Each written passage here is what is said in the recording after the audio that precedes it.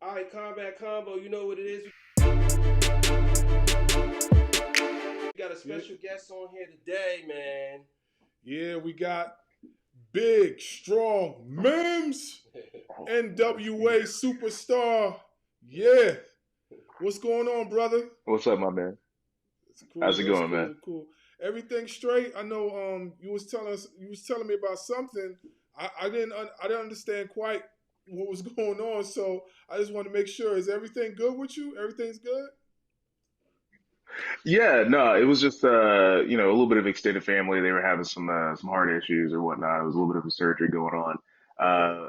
But that family member has progressed past that surgery. They're feeling good right now. I actually just saw them not too long ago. They came down to visit me and my girl, Okay. and we had a great time chopping it up with them because it was a That's little bit touch great. and go That's there before great. that Blessings, surgery, man. man. Blessings. Trust me, I understand family emergencies more than what you think. Trust me. Trust me. I done went through my fair share. So I definitely understand, man. We appreciate having you on today. And we've been keeping track. We've been keeping track. You've been a busy guy. Oh, I appreciate that, man. I mean, if anything, you know what? 2022 was pretty decent year. If anything, I could say it was good overall. Yeah. You know, and it was a pretty busy year. But 2023, Yeah. 2023 though, that's the Yeah. year we really talk about. That's Yeah. where the real business is about to kick up. Is about to pick up, and we're gonna see it starting off this month. So there's already a few things for me in the pipeline. I had a couple things come up like towards the end of the year, a couple wrestling dates that had come up, but we're gonna make it a lot more busy starting off here. Yeah, me and my peoples, we was just talking about like we need to come up there to where you at so that we can see some of your matches live. Cause I've actually been to Atlanta a few times, but I never been to an NWA power event. I've been to like all types of wrestling events. Me and my brother, we've been to all Mhm. types of events, but we never been to an NWA power event. Oh no, man! You definitely have to come to an NWA Power event. So it's pretty exciting to be able to come to one of these productions and see something live that you get to watch on TV or YouTube or wherever you go. Honestly, my very first one that I ever went to, my best friend, my former tag team partner, he got to take me to an ROH show. Never been to a live show before, so that's my very first one. I think this was around like 2011, 2012. Forgive me if I'm off on the date, but I think one of the episodes they were recording when they were doing it that day in the Yeah, Nashville Fairgrounds was it was the return of AJ Styles to pro wrestling, if I remember correctly. yeah, So I think he had a match against Roderick Strong. So that was actually pretty exciting to be able to see two guys. At the time, I hadn't heard of Roderick Strong. I was still like, I only knew like two companies in pro wrestling. It was WWE and TNA. I didn't know anything else at that time. So hearing about ROH, hearing all the stories my friend told me, that was already exciting. And then to be able to go out there and actually see it and see, what do the kids call it these days? A banger of a match oh between AJ yeah, Styles and Roderick Strong was a crazy feeling. So I'm excited for you guys to be able to come out and see one of these live shows from NWA because it's a whole different experience. yeah, yeah. The last power event I watched was like I think it was week before last because I was trying to catch up because I watch Hmm. so much wrestling it's not even funny, and he watches so much wrestling it's not even funny. So it's like I needed to play catch up because I missed it a few episodes because of work. So I remember seeing one match. I can't quite off the top of my head, but the most memorable match I seen was on a pay per view. It was you versus Tyrus. Oh, me versus Tyrus. Oh Yeah, boy. yeah. That was a little bit memorable, a little bit forgettable for me, if you know what I mean. I think you might have been talking about uh, the match at Always Ready back in June. Mhm. Yeah, so that one, I I have never watched that match to this day. That is one weird thing about that. I like to watch my matches. Well, I don't even mean I like to. I hate watching my matches. I'm my biggest critic. I think everything I do in the ring is wrong. I'm like the worst wrestler in the world. And the people come up to me and shake my hand and be like, "Man, that was the greatest match I've ever seen." So I beat myself up over every single match. That's why I say this is the most memorable and also forgettable match ever because um, some people don't really know just yet when they've watched without hearing what exactly happened in that match. But I was concussed for most of that match. Like basically on straight up autopilot. Like luckily before I have a match, I make sure I get myself in the zone, I get my brain trained, I get my muscles ready, I get my body ready to perform. And luckily my body was in control at the time whenever I did get concussed and I rolled back up. And luckily my body remembered everything I told it and commanded it to do before I got out there. So basically you just see Mims's body versus Tyrus. You don't see the full Mims guy, like brain and body and mind all connected. No, it's just my body on autopilot, restless man fighting for dear life. That's exactly what you saw. So that's why I say it's the most forgettable, but it's the most memorable. It was the biggest match of my career so far. If anything, there's only more bigger matches to come, but still having my biggest match of my life so far happened where I'm not even controlling my body for most of the match. It's kind of crazy. That's good, man. So I guess we want to get into some of these questions for you, man. You want to start out? You want Yeah. me to start out? No, you go ahead and start off since One of my questions I have is if you made it to the WWE, you know, like if you made it big, we don't know where the WWE is going now, so you don't know I where mean, it's who going. knows? Who knows? You know, so if you made it to the WWE, Mm. what interest music would you come out to if you had to pick? If it was any type of genre, any type of music, what would you come out to? Any type of genre, any type of music. See, you know me, I'm a big rap fan, obviously. That's why I'm here in the first place. Yeah, Love my rap music. If anything, I even saw the title of you guys' show and I was thinking like the whole battle rap appeal and whatnot. And it got me thinking back to like, middle school, high school days where I'm listening to Cassidy back and forth on the bus. Imagine myself doing the battle yeah, rapping thing myself. I ain't got the chops to battle rap. I just ain't. I can't take that kind of pressure. I can take that pressure in the ring because I can swing back at you, but I can't take that pressure. I just got to rap at some other dude, and he called me all types of itches and ums or whatnot. Um, but I'm not gonna lie, I gotta be biased, man. I do have a soft spot for rock music, and that's my current theme right now. It doesn't always get played at NWA. There's just a little bit of a mix up here and there, but downstate, the guys, they actually made the theme songs for a lot of bigger name pro wrestlers, especially in WWE. Specifically, we could talk about Cody's current interesting, or we could talk about the Miz's current theme, Dolph Ziggler's. They've made a lot of great music for people so far. And if anything, one of the things that I'm kind of surprised at is that we didn't actually all like collectively get to hear the Seth Rollins theme they did for him, yeah, that he was supposed to be coming back with. So that's still on their Spotify playlist. You can find that anywhere, but they also did a song for me and, they did it, it's called Big Strong. And so there's a little bit of rapping in it, but it's mostly just that rock sound they're kind of known for. yeah. And, that was a great thing that had come to be, and that's a song that's like very special to my heart. So I mean, if anything, if I could have any type of music play whenever I go to WWE, it's the same music I already got right now.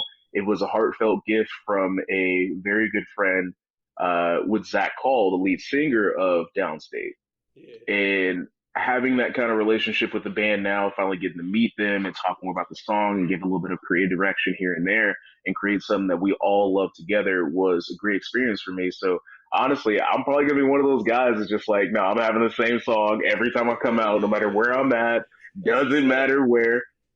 Yeah, because like they based it off of the song. Funny thing enough, they based it off of the song I had when I first met Zach Call. Because the first time I met the lead singer of Downstate, we met at a show that we did in Fort Wayne, Indiana.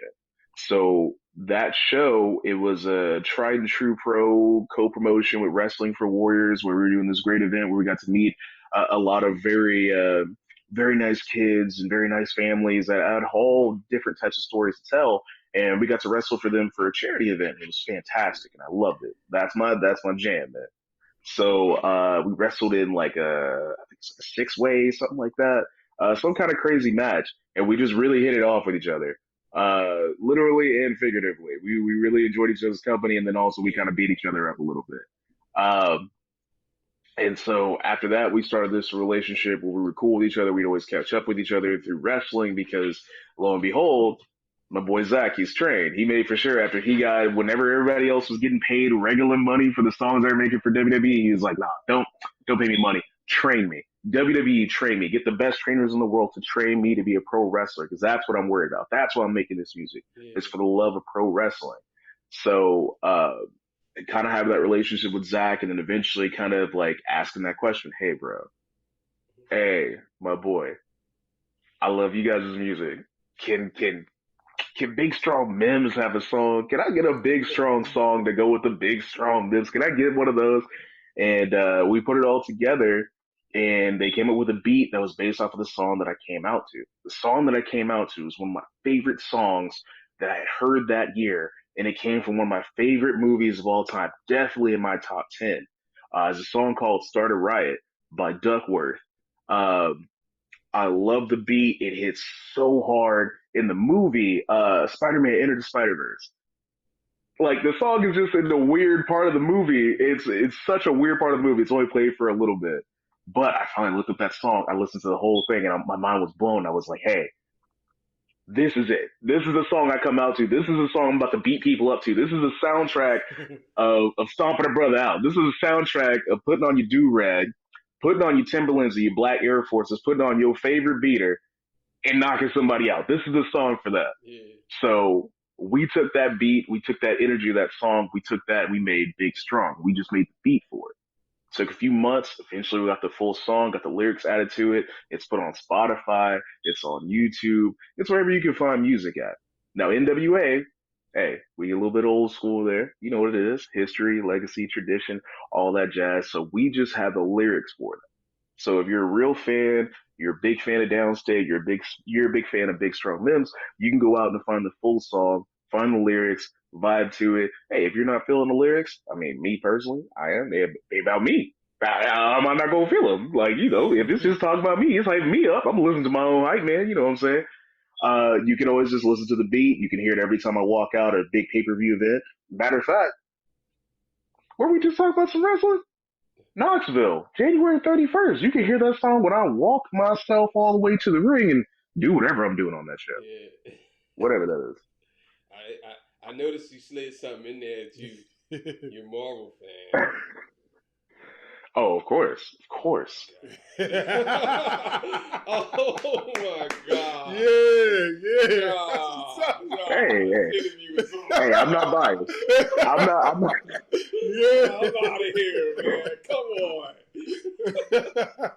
Come on, you big See, now you think I'm biased. Come on, bro.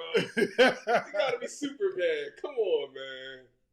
Whoa. See, I'm not biased towards a certain side. Yeah. My top two favorite heroes, and unfortunately, there is an order. Unfortunately, for you, because I guess y'all just hating Marvel here or whatever. My favorite superhero is Green Lantern. I'm very open about that. I love everything to do with the Green Lantern comics. I do. Hey, I grew up watching Justice League. I saw Jon Stewart there. Actually, matter of fact, the first time I saw Green Lantern, he was the first superhero I ever saw. It was on an episode of Super Friends when I was a very small kid in the 90s. Like, I grew up in the 90s. I'm from 92. It was the best year that ever happened. It was when the world started. It was whenever I was born. So I saw an episode of Super Friends and I was like, nah, this is it. This is my first exposure to superheroes. This is the greatest thing I've ever seen.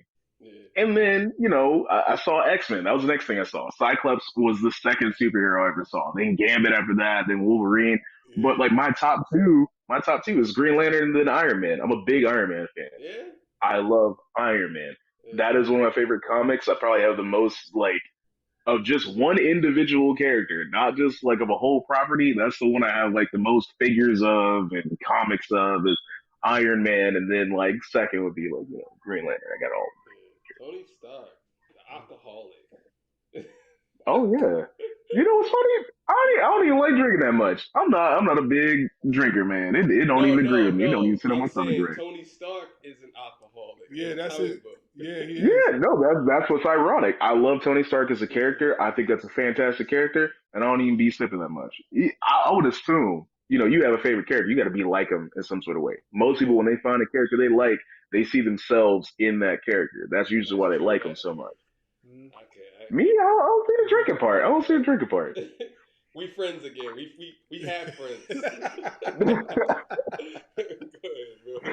Yeah. So, all right. So I have a question for you. Yeah.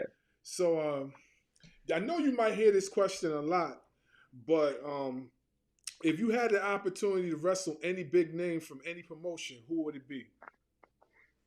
Any big name from any promotion. Huh. Do they have to be active right now? No, they don't have to be active. Okay. Hey, here's the easy one right there. It's gonna be my favorite wrestler of all time. Don't care what anybody says. I know we have friends right now. Hey, we might just be a quarter friends after this one if you don't like this man. But Triple H, all day. Gotta wrestle Triple H. Nah, Gotta either wrestle with that nah, we man like or Triple against H. that man. Yeah. Triple H Like, is cool. Triple H is cool. Hunter Hurt Townsley. Yeah. oh, exactly. Mr. That's Blue my Blood. man. Yeah. Yeah, Yeah, man. that's my man. We Triple H fans. We was just talking about Triple H the other day too. We was just talking about it. He was saying he's trying to bring Deontay Wilder to the WWE.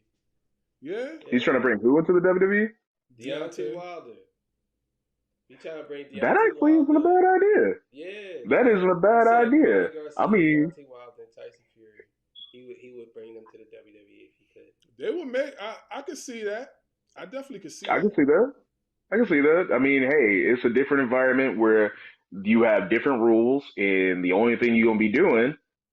Well, yeah, no. You can do more than what you can do in boxing. Let me back that up. So in boxing, you only got two dudes just punching each other. All I can do is just punch you in the face, punch you in the face, punch you in the stomach, punch you wherever I want to. But in pro wrestling, you got a whole different world. Punching ain't even the best option. You got all types of stuff you can do: flips, flops, kicks. More of those punches. Punches off the top rope. You can do punches anywhere. And so I think expanding that rivalry that they had in boxing and bringing that into pro wrestling, where there's like any type of possibility, and you can really see that aggression fully go out. I think that's a very smart idea. Yeah. So just another banger idea from Triple H. This is what I'm talking about. This is why this man is the greatest. This is why he's the GOAT. He's the GOAT. Yeah. So all right. So you seen Dark Side of the Ring? I've seen a few episodes of Dark Side of the Ring. I've seen a number of episodes of Dark Side of the Ring. So my question to you is, to your knowledge, is any of that accurate, or is any of it fabricated? I would say, because this is a very hard question to answer, just because of the fact that hey, I ain't in it. I like to mind my business.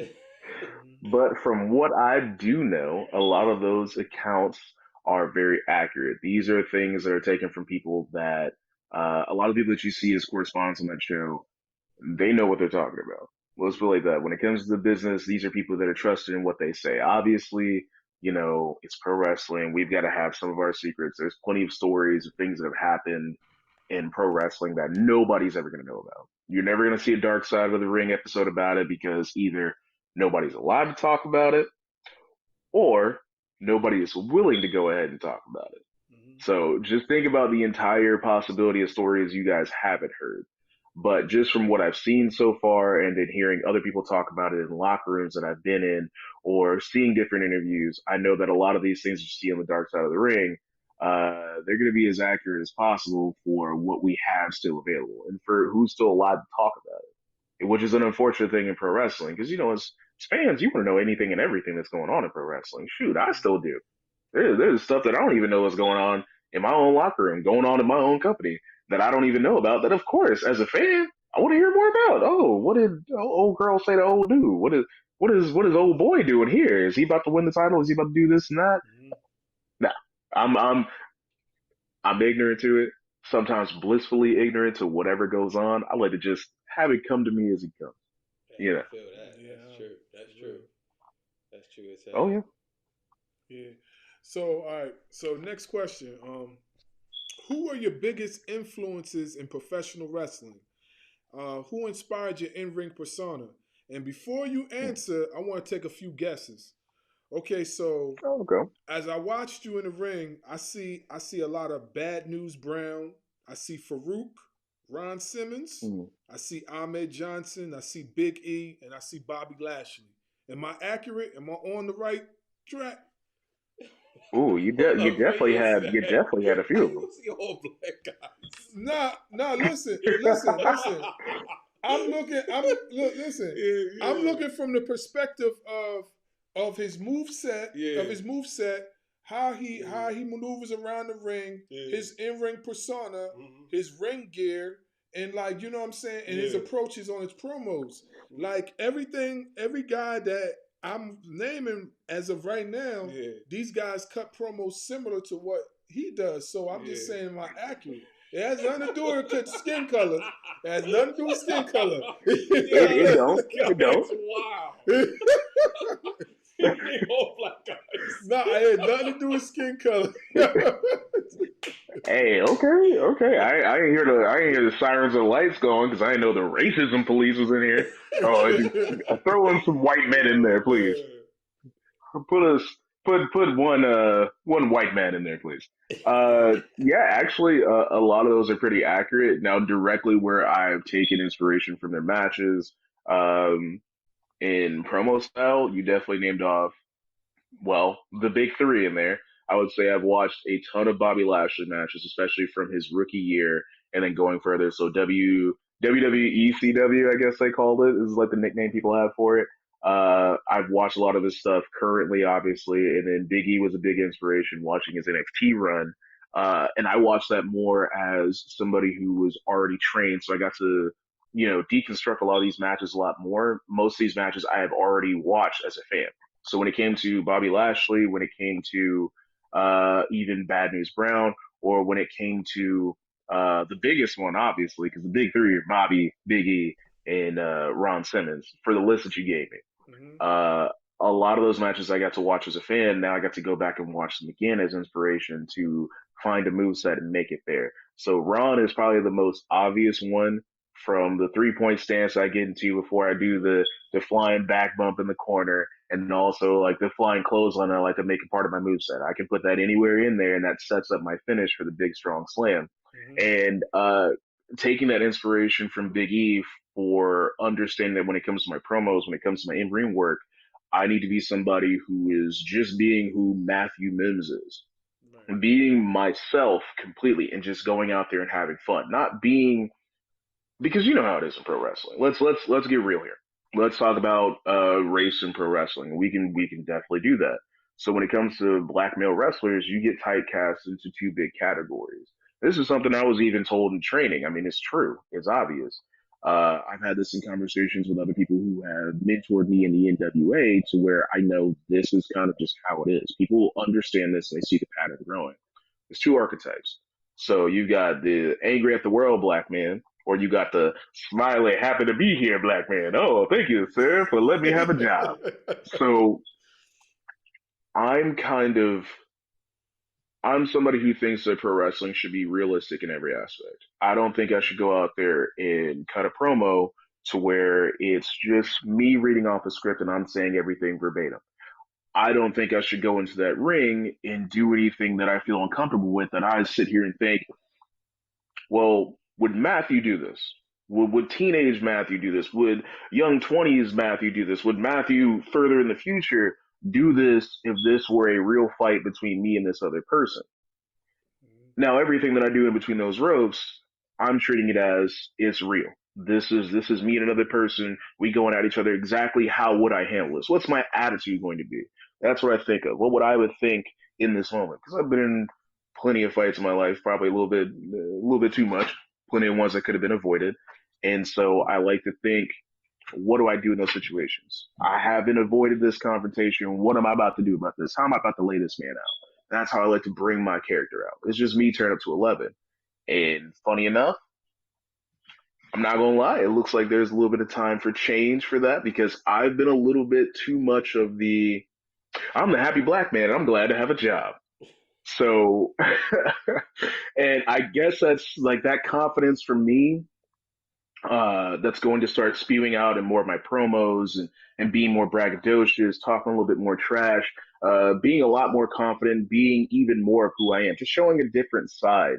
Because everything you've seen so far has never been anything fake. I don't like to put that under pro wrestling. I don't like the word fake in pro wrestling. I hate that word so much when it comes to pro wrestling, because of the fact that there are people that go into pro wrestling and they're acting, they're faking this. No, the best characters in pro wrestling have always been guys being real in that situation. So that's what I always aim to be. And I don't want people to think that anything that I did in my past or anything that I said in my past was me faking anything. It's just another facet of who Matthew Mims is.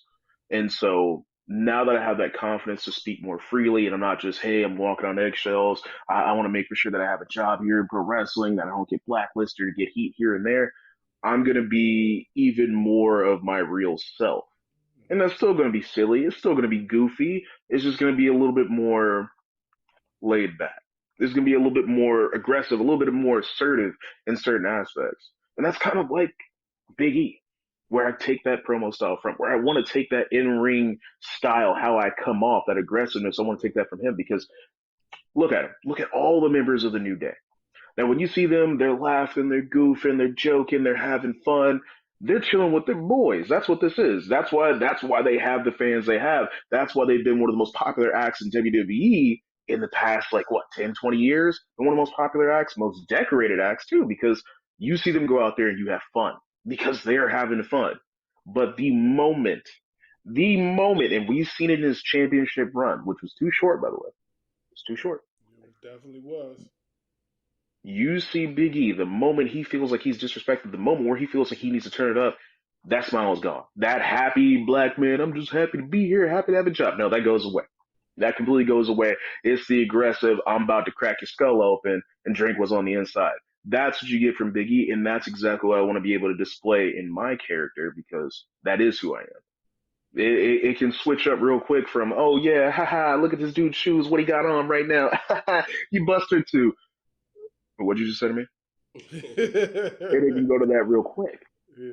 So that's what I want to display a little bit more. And I feel like I've been stuck in a little bit of the, ooh, snap, I might do something wrong. Oh, there's some legends around here. They might not like what I say. They might not like what I do. They might not like how I call an audible on the fly.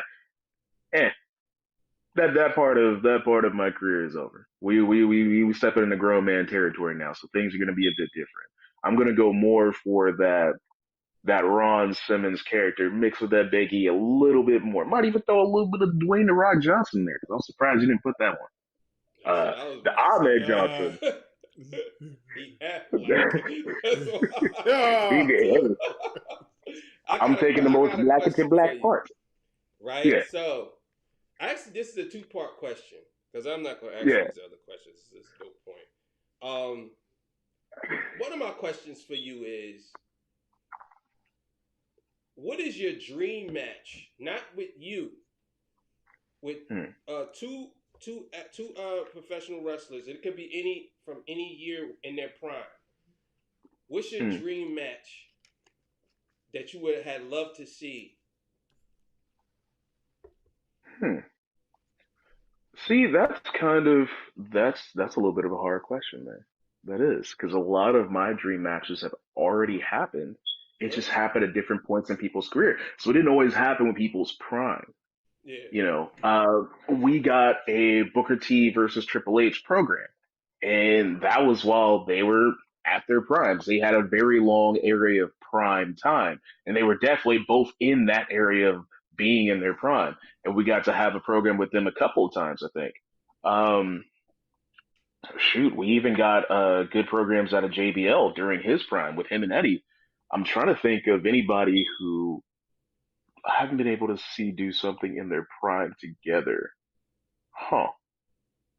We could always have a redo of old Terror Rising versus Ron Simmons again, but obviously, Triple H in his prime. Let's say Triple H circa, mm, we could say past the second DX reunion. We could say that. Like, he's King of Kings, Triple H. He's basically like legend status at this point versus a Ron Simmons that was starting that WWE run.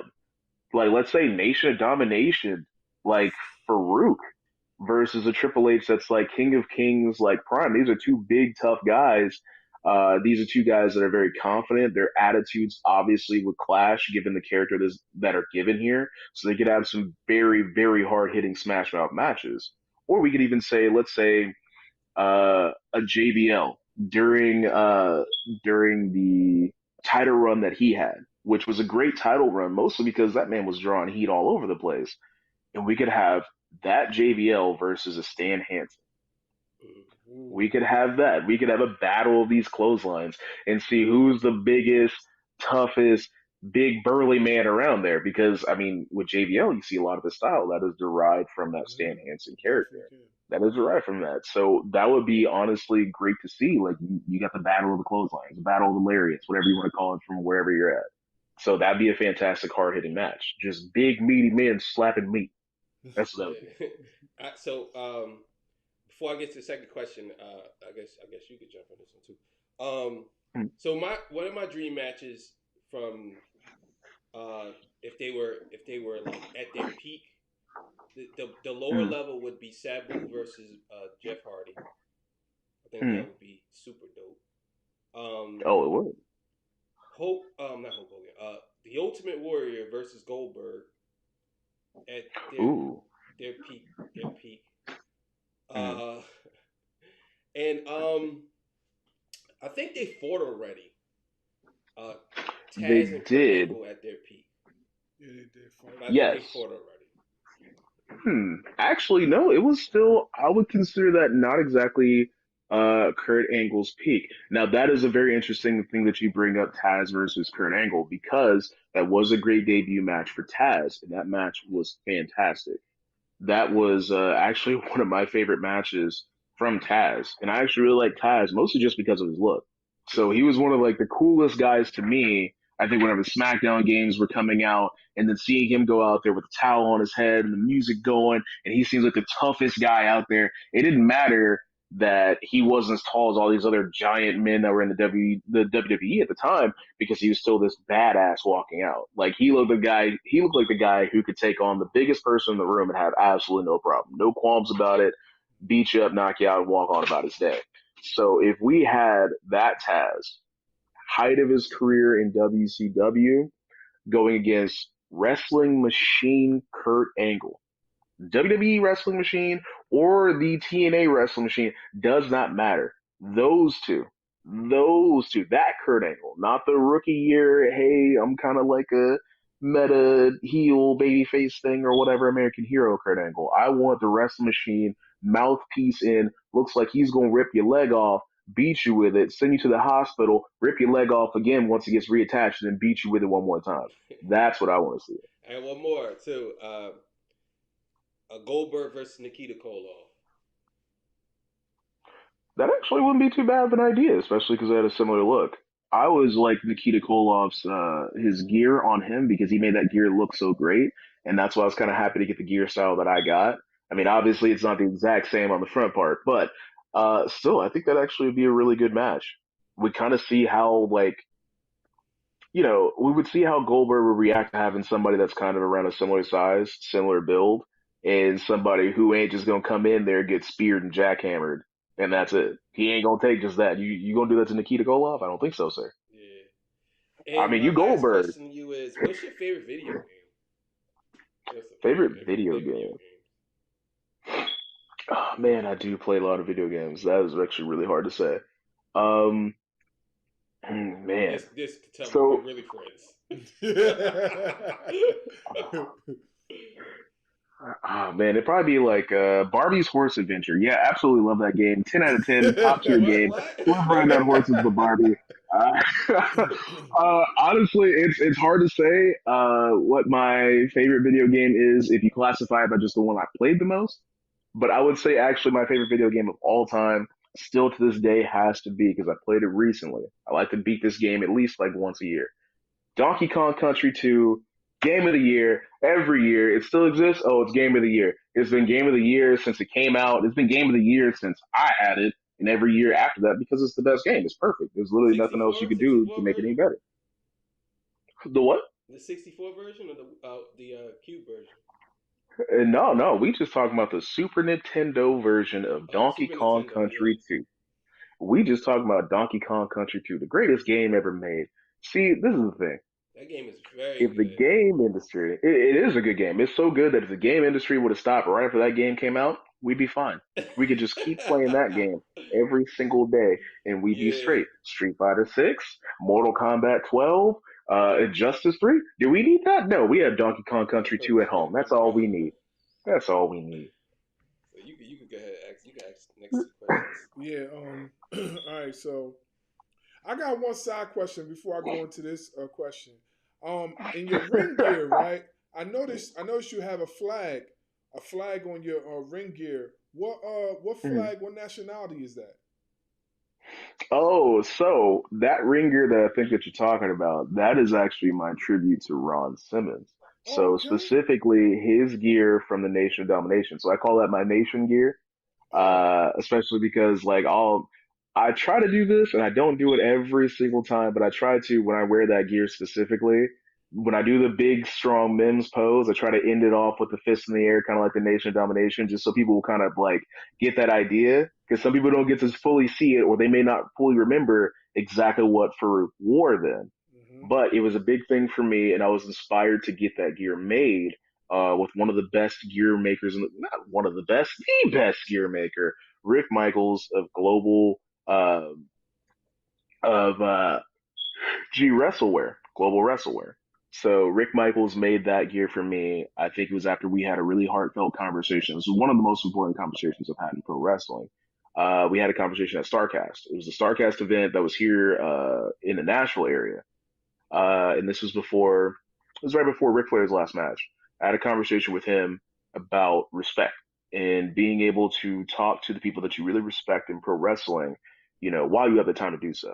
Because of the fact that one of the greatest heroes in pro wrestling, somebody that as a wrestler myself, I love going back to his work. I love going back to his matches, and I love to take a lot of my inspiration, a huge chunk of it. I would say about 70% of my inspiration for everything that I do in pro wrestling and for what I want to do comes from Ron Simmons and his career. So seeing that Ron Simmons was there, it is something that actually made me nervous. I'm not one of those people that like, fanboy out about other wrestlers. I'm not. I've met a lot of like big name wrestlers, legends, blah blah blah. But this is the first time in my career that I've met somebody or I had the opportunity to meet somebody and I was like, actually, you know what, dog? Man, I would go and talk to him, but that's him right there. And hmm, I'm Yeah. not I'm not on this dude's level. I can't talk to this man. This man is insert name here. It's Ron Simmons. Like, yeah, I just can't go up and walk up to this dude and just be like, hey, I'm Matthew Mims, sir. Can you shake my hand? No. So it took me a bit of time to get some courage up to go and talk to Ron Simmons because he was such a big deal to me. That's actually one of my biggest memories in pro wrestling now is getting to go up to him and talk to him and hearing that he watched the show. I even know he was watching NWA because you never know who's watching. That's the thing. Yeah. You don't know who's in the business, who's still watching what you're doing, or who's been out of the business for a long time. It probably wants nothing to do with wrestling. There's a lot of people that have been out of the business, been retired, and outside of doing signings or other things like that, and they may not even do that. They want nothing to do with the business. So I didn't know how Ron felt about it. So this is somebody that I'm really craving their approval because I base a lot of what I want to do in my career off of what he's done. And I go and meet him. We have a great conversation. We talk about the show. We talk about him inspiring me and, stuff with my moveset. And after I had that conversation with him, I went back and I thanked Rick Michaels because it was so important that I got the courage to do that from Rick. And I had the idea to go ahead and get the gear made. And Rick was so excited. He immediately started working on it. He walked me through the entire process of it as he was going along getting it made. And I was more excited than any other gear I've ever had made by Rick Michaels. And he's made all my gear so far that you've seen on NWA television to have this gear. It is still to me right now the most important gear that I have. I try to wear it the most. I wear that thing out. And I mean, he just recently made me another set of gear, a Harlem Heat inspired set of gear. The one that you probably could have seen me in New Orleans. I wore that there too. That's the last set of gear I just got made. And so, and I love Harlem Heat. Love Booker T. I try to take a lot of inspiration from Booker T. The reason I grew dreads, these is Booker T's dreads. I grew them because of him. They gonna be hanging down to my ass because of that man. And so, if anything, you know what? This is another tidbit people didn't really know about me when it came to my pro wrestling career. Originally, when I planned to do the pro wrestling thing, you know where I planned on going? The Reality of Wrestling School of Wrestling, Booker T School. That is where I planned to go in the first place. And the reason why I wanted to go there was literally because of that program he had with Triple H. And then watching this man throughout most of the Ruthless Aggression era and knowing how great he was and hearing the accolades he gets in the business and seeing how respected he is, I want to go to this man's school. My second choice, this is nothing. This is nothing to down these two men at all because they are very inspirational. I've watched them very closely. My second choice was Team 3D Academy. Team 3D Academy. This is when I was first thinking about doing anything in pro wrestling. So obviously that didn't work out. I'm still glad I've been able to meet some of these men and be able to be inspired by them and show that, I appreciate what they've done, not specifically for me, but for all the fans. I appreciate it. But still, back to that gear. That's Nation of Domination, baby. I always got to represent. It's black wrestling. It's black wrestling. Yeah. So so here's the question. So NWA being one of the most prestigious promotions on the planet, if you had to compare NWA to hip hop promotion or hip hop label, excuse me, who would it be? Who would it be? Yeah. You know what? Thinking about it now, if we're talking about modern day like labels, I would say I want to be compared to like a Top Dog ENT. I want to be compared to Top Dog. I do. I feel like we kind of have like without Kendrick. What? He ain't on there no With more. Kendrick, what are you talking about? He not on Top Dog no more. Hey, this is news to me. I did not know he has left Top Dog. He is part of the reason why Top Dog exists. Yeah, Kendrick's gone. Wow. That was his last album. Man. His last album was the last That was album. his last album for Top Dog. That is crazy to me because I was also a big fan of Black Hippie, and that's kind of what I see in NWA, where I can see it as similar. We got this one guy who's going to be this really big breakout star, and you got a lot of other very solid, very big stars along with him in that same group, and they're still acquiring more stars. I mean, if anything, I've not been quiet about telling people how much I love the new SZA album and how much I've been listening to it. It is just the right amount of toxicity, just the right chef's kiss. That album is fantastic. SZA. The newest one. You ever heard that new album? Yeah. If you haven't heard that new album, just go hear that new album. Your friends ain't gonna look into you weird just because you listen to a girl's album. Listen to everybody's album. Plus, it's 2023. Boy, just go listen to good music. That's one I highly recommend. And so, I wanted to say that grassroots thing of Top Dog because I kind of understood a little bit of the story. Obviously, I'm not gonna know as much as everybody else does when it comes to the story of how Top Dog came together, but kind of seeing Black Hippie's journey being like the real big driving force in Top Dog ENT, and then kind of seeing where Top Dog is now because of Black Hippie and these four friends kind of creating this whole thing together. It's kind of like seeing, in a weird way to compare it, it's kind of like seeing, the building blocks of it because I've been around a very long time when it comes to NWA since its inception. So I'm not, fully into everything. I didn't know everything that was going on between the big three, as I used to call them, which the big three was Billy Corgan, Dave Lagana, and then Nick Aldis. And they kind of put everything together. So kind of seeing that ground roots thing, the grassroots thing, kind of coming up and making it into something bigger is kind of the same thing I kind of saw with TDE, and seeing how even their music, they talk about it all the time. I mean, I think the Wow freestyle or whatever that J Rock and Kendrick did, and they kind of talk a bit about their history with Top Dog or whatever and knowing them and everything like that. And I kind of can see that same way with NWA. We've taken a small group of people and made this into a bigger thing, and it continues to grow. It's only going to get bigger. Even if the biggest star leaves, and unfortunately, I guess we're the same way that Top Dog ENT is, because our Kendrick Lamar, our Nick Aldis, he left, and that was also news to me. Did not know that was happening. We living without our Kendrick Lamar right now, but we're still continue to grow. We're still going to continue to grow and get better and succeed as we're going on, because NWA, just like Top Dog ENT, is not one person. It is an idea. It is a tradition. It is a style of pro wrestling that will never die. All right. Well, I got one more, and I don't know. You got one more? I got like three more, but they're short though. They're like short. All right. So I got you. My last question for you is,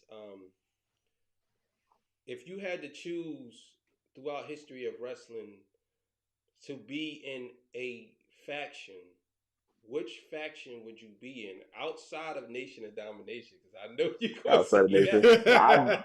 I was going to say something. I know you're going to say that.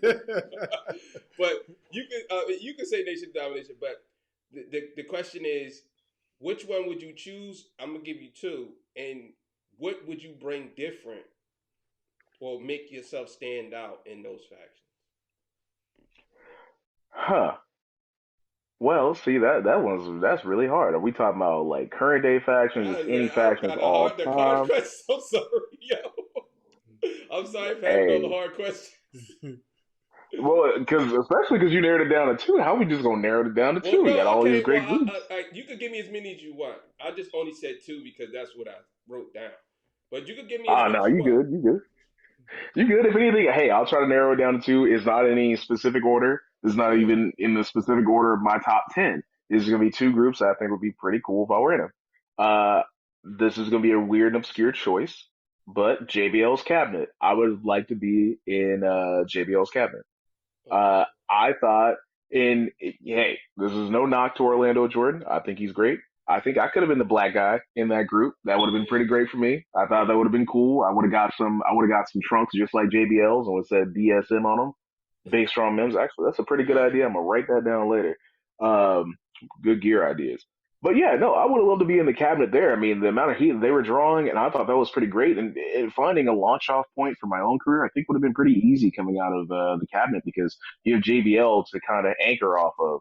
And it's not Yeah. going to be too hard, especially because, me right now, unfortunately, I'm not a big tag team wrestler, so I couldn't, like, be a part of the Basham Brothers. Plus, I don't really think I look like the Bashams. I mean, I don't really got the same hairstyle, nothing like that, because they were bald.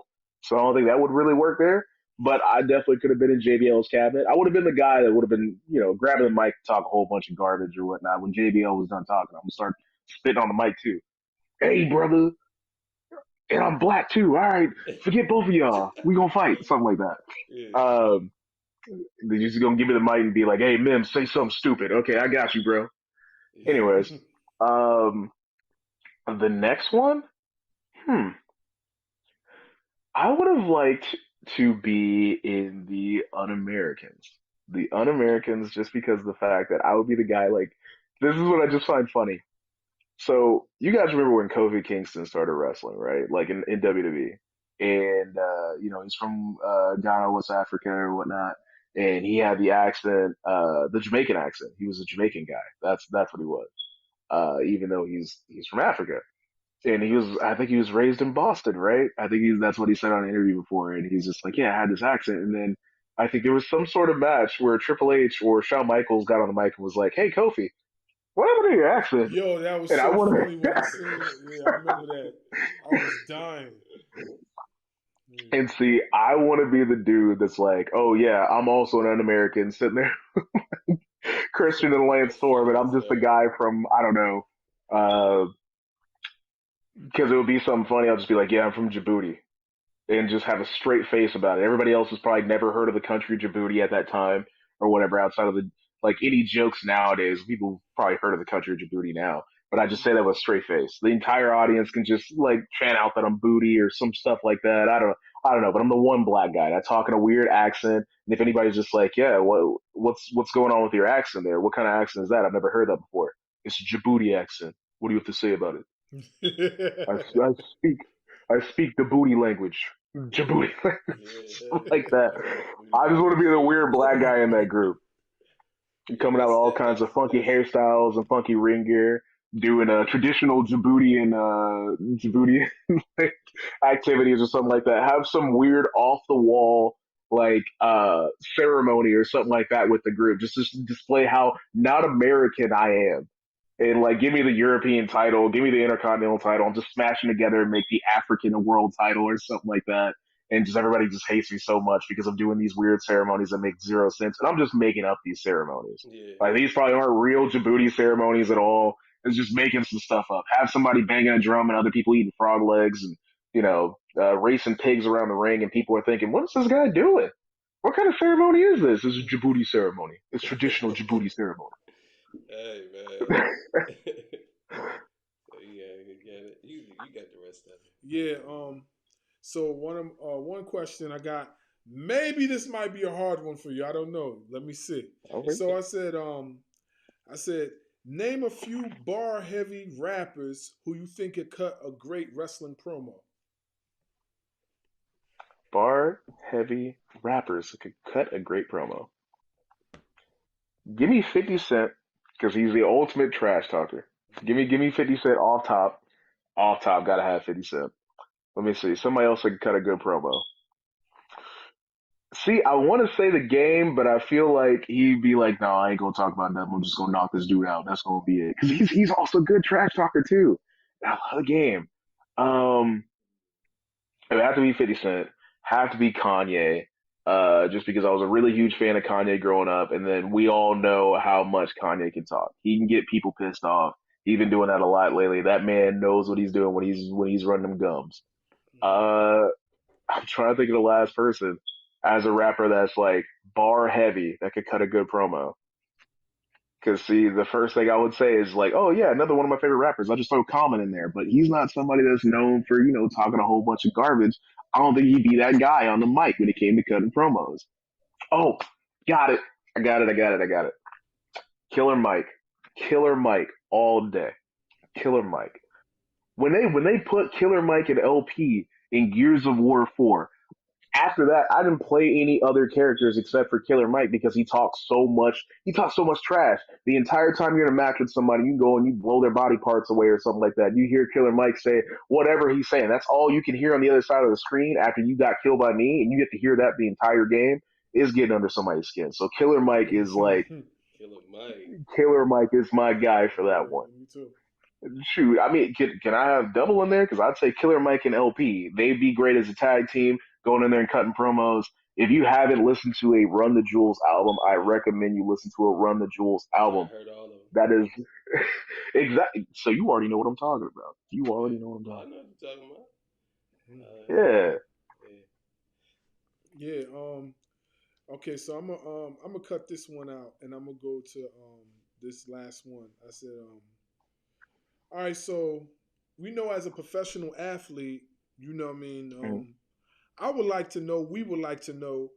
What does a regular day look like for you? Like as far as a professional wrestler, what does a regular day look like? As a professional wrestler, a regular day for me is waking up smooth at the very, very early hours of noon. Mhm. And after that, getting up at noon because it's bright and early. Everybody's just waking up at noon o'clock. Ain't nobody else waking up that early, but your boy, because of the fact that I'm a dedicated professional athlete and I just respect my piece so much. So I wake up at noon, go ahead and make me a little smoothie, or head over to the Smoothie King. I frequent the Smoothie King. I'm a Smoothie King addict, bro. I gotta have my smoothie. After that, do your morning stretches, do my little bit of meditation. I just recently started picking up the whole meditation thing. I was literally meditating for about an hour before we had this interview to get myself in the right frame of mind to be the biggest, the strongest, the Mimsest person you ever had on the show. And so, waking up at noon, getting my smoothie in, get my meditation in. After that, dealing with my animals, got a dog and a cat, got to deal with them all the time. Hitting a quick game or whatever I'm hitting. Then I make for sure I get to the gym. Got to get my cardio in. 60 minutes of cardio, then do an hour and a half of lifting and get my butt up out of there. And then let's say we're doing a wrestling show. So let's say we're in the future. So we're about what 2 weeks ahead, January 21st. That's the next show that I'm doing. I think it should be in the Nashville area. I'm still waiting to get the information about that show. I'm waking up. I'm doing all that at noon, butt crack of noon, doing all those things that I'm doing. And then after that, I'm hitting the road. I'm going to whatever venue I'm going to have the best show alive. I show up, get my stuff ready, get myself dressed, get myself in the right frame of mind, put this match together, get ready to have the most amazing performance on this show, any show ever. This is our WrestleMania at whatever thing we're doing right now. This is WrestleMania. So go ahead, put that match together, and then go out there and do what I do best. Shake hands, kiss some babies, shake some hands, go out there, have a great wrestling match. Obviously, win. It's Big Strong Mims, so why am I not winning? That wouldn't make any sense. And we're talking about the real world right now, so of course I'm winning every single match. We ain't even playing here. Uh, Win the match, get paid, shake hands, kiss babies, shake babies, kiss hands, and then hop in my car, fly back to where I gotta go, and live a life. Come back to my house that is it's a mansion now. It's gonna be a mansion because I'm telling this story, and now it's a mansion with hundreds of women, 52 butlers, 100 ladies, 52 babies, all that jazz. You know, do what I do. You know, that's a normal day for a professional wrestler. Completely real, 100% factual. Didn't make up anything at all. 100% truth. That's me every day, all the time, every day. Hey man. Hey, that's what's up. That is what's up. No, no. That is wonderful. Hey, do you have any questions you want to ask us? Oh yeah, no, I do actually. So with the length of time you guys have been doing this, what is, and this is probably gonna be hard for you guys because I mean you got to embarrass somebody here. What is the absolute worst interview you ever had and why? He'd probably be able to The answer worst what? the worst interview you ever had and why. He'd probably be able to answer that one. Oh, and it can't be this one. It can't be this one either because that's cheating. We're No, still no, doing no, this no. one. This was actually And, years ago. I and had an interview with Murder Mook, Murder and Mook. Oh, he just, you know what Murder Mook is, right? oh, I do. I Yeah, do. That's actually a name I have not heard in about 12 years.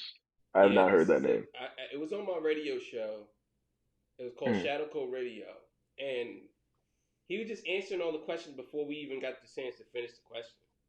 It was like, Oh, well, who would you like to? Oh, Eminem. Next question. oh, It's like, bro, like I didn't even get a chance to ask you who would you like to battle. Like, and maybe I had another part to that question. Yeah, he was terrible. yeah. He was terrible. It Yeah, was I a mean, terrible interview. you could have been saying, "Who do you want to stab in the neck next?" And he's just Yeah, every Eminem. question he said, Eminem. he just cut us off and just jumped to something else.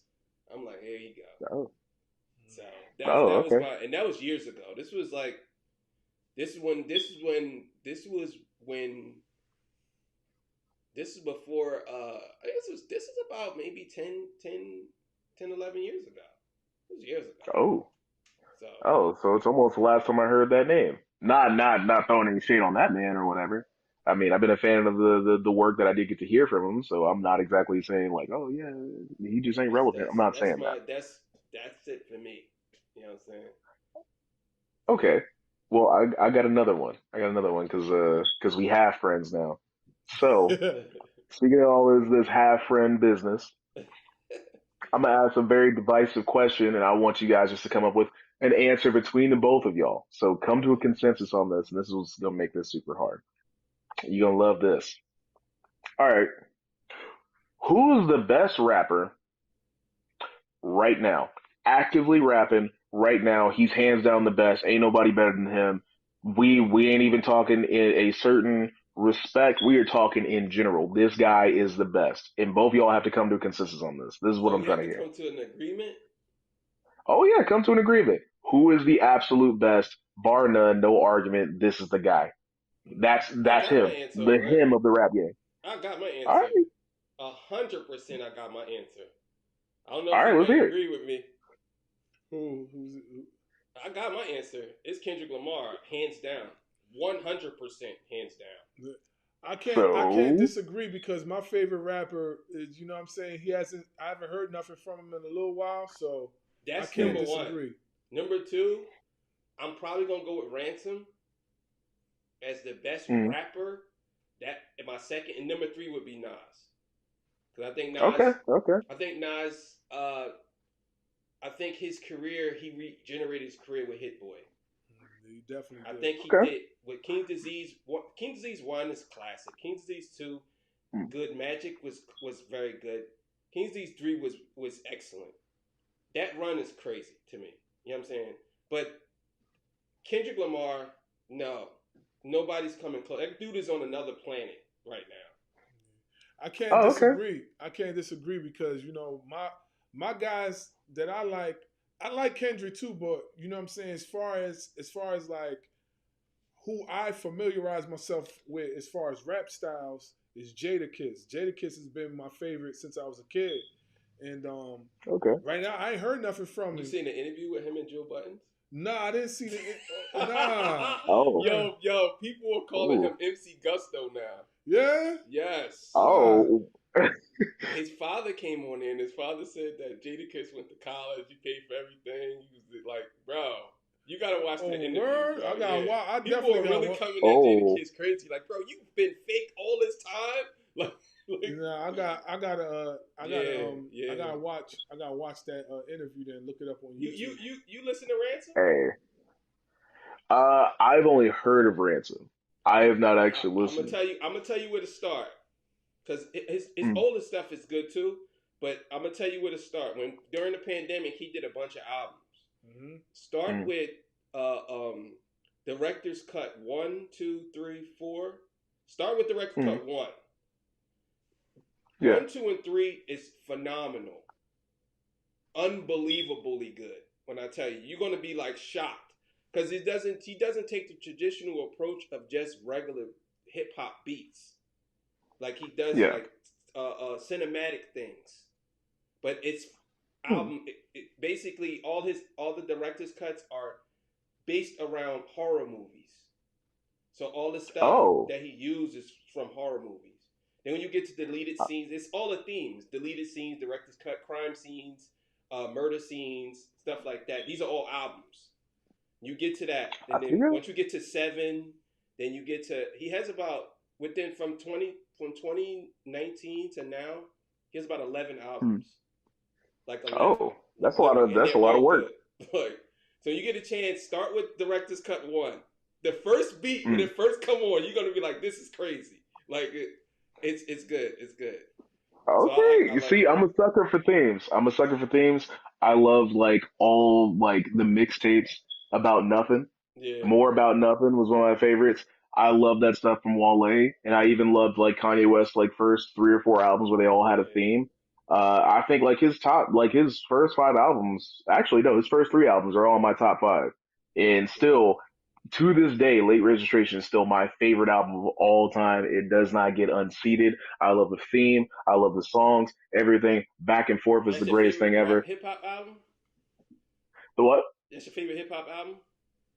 Oh yeah, the What's your bar favorite? none. What's your That favorite is my album? absolute favorite. What's your favorite album? My favorite album.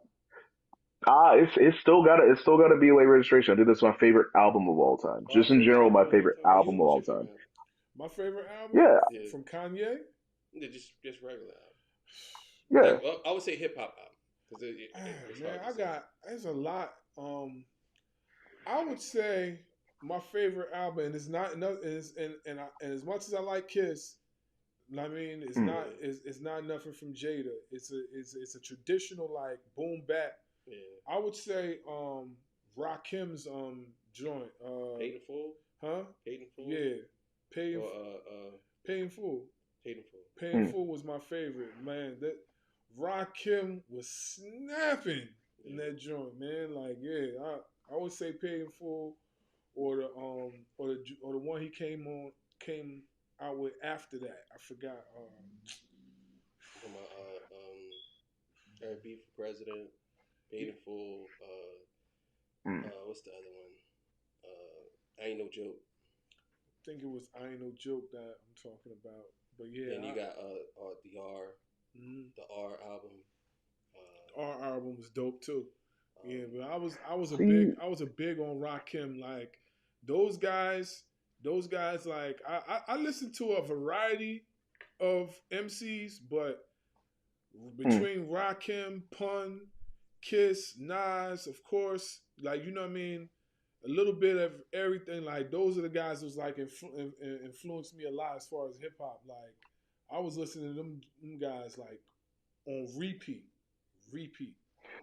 Well, I think you guys probably answered my final question I have here, well, but I was going to give a I little didn't bit of give a y'all preface my here. greatest hip hop album.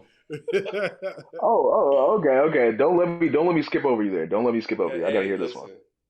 So I get a lot of flack for this being my greatest hip hop album of all time. A lot of people look at me crazy when I say this, but I have the proof to back it up because when you look at greatest albums of all time, it's number Mm. 6 out of all the albums. I ain't talking just hip hop. To Pimp a On Butterfly. whose list? To Pimp a Butterfly? All right, Yes, hands down. you can get that one. Yeah. See, the only reason why I think that's controversial is because it's so recent. Like, it didn't Yeah, it come out in like what 2015, 2016? yeah, So I think it came out in 2015. yeah. Hey, let's put it like this. if Obama put it on his list of his top songs of that year, he put a song, I think it was Black of the Berry was Yeah, one of the songs that was on there. That was something that's where you can take that and be like, hey man, the president of the United States said that he loved yeah, one of the songs yeah, on here. I think actually that wasn't even the only song that he had on there. I think that was his top song of that year yeah. was Black of the Berry, but he had a couple songs from To Pimp a Butterfly on there. So I think, hey, if I'm Obama says it's the surprised he best album put ever, Black of the Berry on there. I'm surprised. it was really good. That I didn't song, appreciate it if as you much listen to the until I heard lyrics in that. that Hmm. song goes against a lot of the narratives of the black culture. Like that's a It excellent does. song, an excellent song. It. It really I destroys a didn't lot of the appreciate it as narratives much until of he black said that. culture. But go ahead, bro. I'm sorry. What's the other question? No, no, no, no, no. You're fine. If anything, so I'm gonna preface this question beforehand. I'm gonna say I'm a lazy man. I'm a lazy man. So I took a while to finally use Spotify for good, for the good. I went back and I started doing a little project where I'm trying to listen to more albums I never got to listen to as a kid. So I grew up in the 90s, and obviously at that time we didn't exactly have the same access to music that we have now. To where if you can think of it, it's probably somewhere. If you were like, hey, I want to listen to that Eric B and Rakim album that I'd never heard before or whatever, I want to go listen to it because I had the money to go get the record or do whatever at the time. You can go do that. If you want to hear a hit by Kool and the Gang from super long ago, from what, 30, 40 years now? Oh, you can go listen to it. If you want to hear Jay-Z's like first album, Reasonable Doubt, I went and did that and I was Yeah. blown away. And I didn't listen to Reasonable Doubt until last year. That was the first time I listened to it. Wow. That was the first time I listened to a lot of albums. So I listened to the very first album of Jay Z's I have ever heard all the way through, and you might look at me like I'm strange. It was a Blueprint 3, and I absolutely loved Wow. it. Loved it. That's I not was even in his best work, but that song's alright. But yeah, you that's asked me what's anything funny about about hip it. hop. I know a lot about hip hop. He do too. But Yeah, so your that's what's question so is funny. what Oh, I'm I'm sorry. figuring I'm thinking your question is what would we Oh no no. recommend? Is that the question? Yes, it's actually going to be the question because you know what? Like I said, the first one I listened to was Blueprint 3, and I loved it. And I heard all that hate going for that album for years. And what inspired me to do this, I'm gonna tell you what inspired me to do this. This is probably the most important part of this preface. Yeah. So, what inspired me to even do that in the first place, starting off last year, listening to a lot of different rappers' albums, but listening to albums that I wanted to listen to as a kid that I never got to listen to was there was some debate that was going on Facebook, and this is around the time like I started to slowly stop using it. And I think somebody was talking about some versus stuff, and they were talking about a versus between Lil Wayne and Jay Z. That's what it was. Yeah, Yeah. the verse between Lil Wayne and Jay Z. Oh man, Lil Wayne was skunk Jay Z. Blah blah. A lot of younger people are gonna say that. A lot of people in my generation are probably gonna say that, or even younger than me. You know, because I'm 30 years old, so I'm old as dirt. But a lot of people they live through most of their lives hearing Lil Wayne all the time. He's so prolific, so they're thinking, oh man, he's gonna dust Jay Z. And then somebody came in and had one of the best comments I read. They were like, I'm gonna name off 10 albums, and these are 10 of the greatest albums of all time. And guess who made all these albums? Jay Z. Why do you think Jay Z's the richest man in hip hop? Name me 10 Jay Z hits. You can do that off the bat right now. Yeah. Somebody else came and said, ain't nobody playing Jay Z in the hood. Me and my boys don't ever play that man. We playing Wayne all the time. And I was like, oh, hold up. Oh, wait a minute. Wait a damn Yeah. minute. I done heard Jay Z throughout my entire life. When this Yeah. man retired, it was supposed to be the biggest deal in hip hop. And I'm like, why are they disrespecting this man so much? I've seen on almost every greatest album of all time list. You see Reasonable Doubt somewhere on there. So Yeah, I'm like, that's true. okay, let me go and actually listen to this and find out if these people are really smoking the strongest crack I've ever heard of. Okay, so I go and listen to it. I listened to like his first five albums, just starting off there. These are some of the greatest pieces of work I've ever heard. Reasonable Doubt gets all the credits due. If anything, it doesn't get enough credit right now because of how good it is. I went and found a way to buy, purchase, download, whatever, almost every single song off of Reasonable Doubt because they were that good. Almost every single song was a certified hit. They were an absolute banger. If I was trying to show anybody an album or even a song to let them know about how great Jay-Z is, I could pick any song on that album at random and it would work. Mm-hmm. So that goes to my question. Because I'm not always somebody who's looking for new music, but if you had an album that you're like, this is the greatest album from this rapper, and it's a rapper you really want me to hear, and you're just like, this is the album. If I have to show you a song, if I have to show you an entire piece of work, what is that? What is that album? What is that song? What is that You want me rapper? to answer this? So you get, well, we both can answer it. I got some albums. I got a few too, but go ahead and tell me. Nipsey Hussle. What's it called? Not Mailbox Money. Chris Shaw. That's. I don't know if you ever heard that. You have heard anything from Nipsey Hussle? I have heard a lot of his music on features and a lot of his singles. I have yet to listen to a You never heard Victory Lap yet? album. No, I haven't. Yes. I have not heard it. I have not Okay, heard it. so I am actually a big fan of that man, and I have not heard that much of his music. I've heard like maybe about 7 to 8 different songs he was actually on, and I enjoyed him every time. Good Kid, Mad City. Oh, of course, You heard that, of course.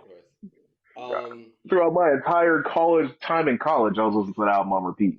So all right, so I'm gonna go a little bit earlier than that. All right. I'm gonna go a little bit earlier than that. I can also do rock too. Like, Oh, hey, please do, please do, please do. Pink Floyd, the Animals album.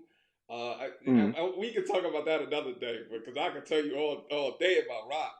Oh, okay. Well, let me narrow down this question. Let me narrow down this question. So, for both of you guys, let me get 2 albums from both of you. The Yeah. most important albums that you're just like, you have to listen to it. You absolutely have to. Okay, so I'm gonna give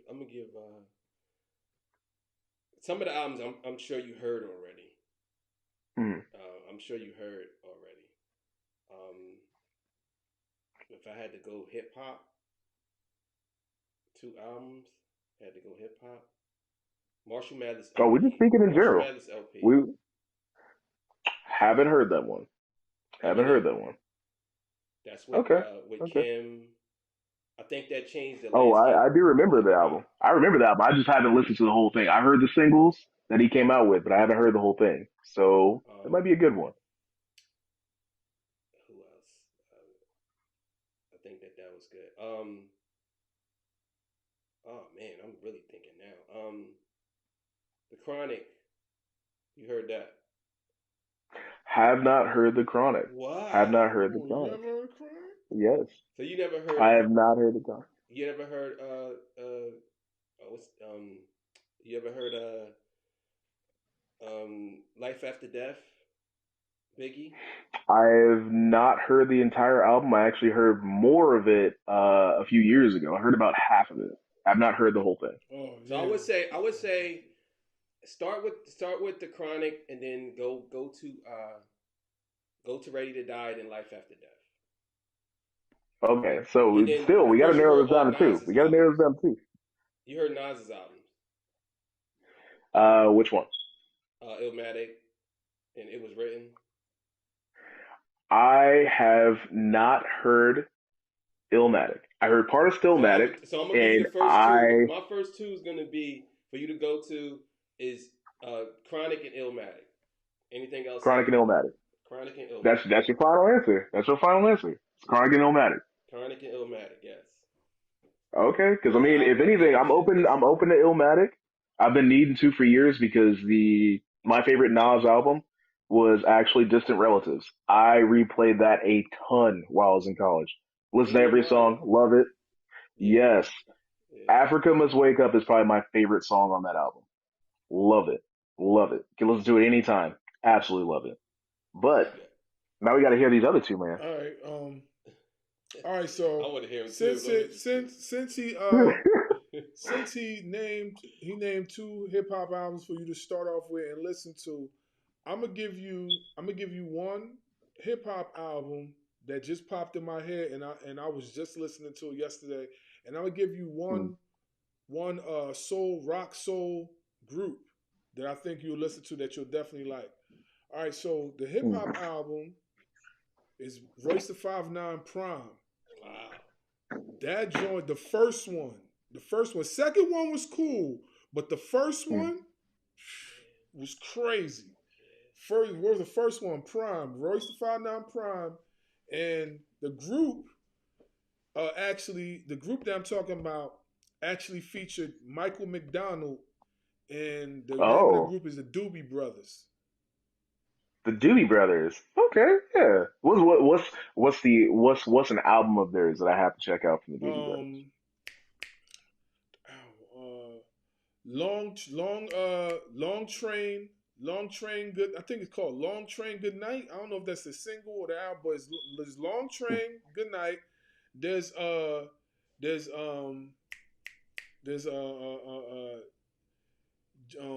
Jesus walks with me or something like that. And then one of the ones that really put them on the map was taking them to the street. Taking them to the street. Oh, okay. Taking them to the street. Okay. And when you listen to, and I'm not going to tell you anything else about them because I really need you to listen to them. And then we'll chat again on TikTok and you'll be like, yo, why didn't you tell me this? And that? I want you to really listen to them because one of the guys on there, you won't believe, you're not going to believe what nationality is. You're not going to believe. Okay, because I already like Michael McDonald. You already got me there. Huh? You already got me with Michael McDonald. That's all you need to say. You just be like, "Hey, check out some Michael McDonald." I'm on for it. Check out all Michael McDonald stuff, and then check out the group that he's with, Doobie Bro. I'm telling you, you're gonna be impressed. Okay, I got you. Off the hook. Africans love Michael. Even if we circle back to Royce the 5'9". The Africans love Michael McDonald, man. Yo, bro, I'm sorry, man. Yo, I can't help it. Listen. Oh, man, my mother, when I was a kid, see, reason why I say Africans, cause my family's Nigerian. So, right, when my mother first came to the States, right, she had an 8-track, and she used to play Michael McDonald all the time when I was a kid, from when I was born, all the time. And I'm listening to this guy, I'm like, yo, this dude is fire. Yeah. And then when I first really got introduced to him, yeah. when I first got introduced to him was the episode of What's Happening. Rerun actually like bootleg some tickets to go see a Doobie Brothers concert. And that's when I first didn't he really try to like have the tape recorder under his like shirt or something like that? People thought he was a black guy. Huh? Yeah, I thought he had like a tape recorder. Like under his jacket or something like that in that episode. He was trying to record the concert or something. Mm-hmm. That's what I thought it was. Yeah, so it was that episode. Yeah, Michael McDonald. A lot of people thought he was black. Him and what's the other dude? The guy who made What You Won't Do for Love. Everybody thought he was black too. Yeah. He was a white guy. It was like Billy something. I like Michael McDonald, man. Yeah. I like that beat. Yeah, me too. I can't forget it. Yeah. Oh, that's my jam. Yeah. Honestly, it's kind of weird that I really haven't listened to a lot of Royce the 5'9", just because, like, I really like Sci-Hi the Prince. I've listened to almost everything that guy has made, at least up until about, like, I think I've listened to everything he made up until, like, 2018. So, and I've never went and been like, oh yeah, let me go find a Royce the 5'9" album. I enjoy Royce the 5'9". He's featured on a lot of Sci-Hi stuff. Just understand, Sci-Hi is here, Royce is here. When it comes to lyrics, like Royce has so much material, it's unbelievable how he just.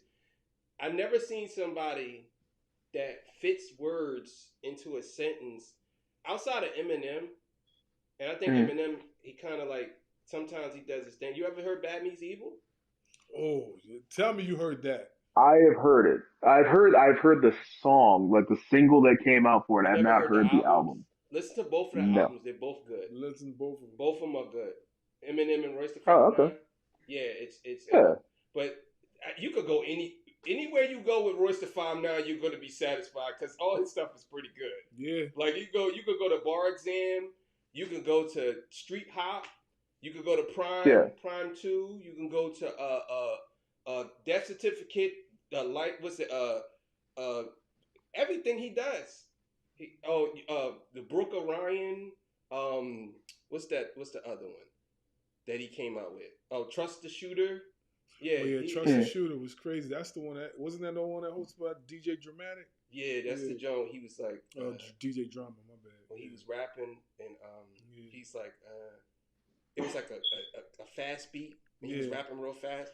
Yeah. That song was crazy. Yeah. What's the snap. Book of Ryan, yeah, man. Anywhere you go with just type in Royce the 5'9" on Spotify. Yeah. Come up. I got you. You know what I'm saying? But yeah, man, that's a great interview, man. Thank you, man. We appreciate you, man. We really appreciate you. Thank you. You know what I'm I mean, it's one of my favorite interviews so far because I learned a lot of new stuff, and I'm walking away with this with at least like I think we named off like almost 15 albums I got to go listen to like right now. And I'm not going to BS you. Probably right after I shut this interview down, I'm probably going to start off with The Chronic. The Chronic and Doggy Styles, that they go hand in hand. Facts. The Chronic and Snoop Dogg Doggy Styles. It's like a continuation. Yeah. So if you like The Chronic, just go right into Doggy Style. Don't go into Doggy Style. You know what I mean, right? Yeah, I mean, I hope I know what you mean. But yeah, man, thank you for coming on, man. We appreciate you, man. Greatly appreciate it. Yeah, man. Yeah, I enjoyed it, man. I really appreciate your time, bro. All right, man. All right, take care. Take care, brother. Yeah, you guys have a good one, man.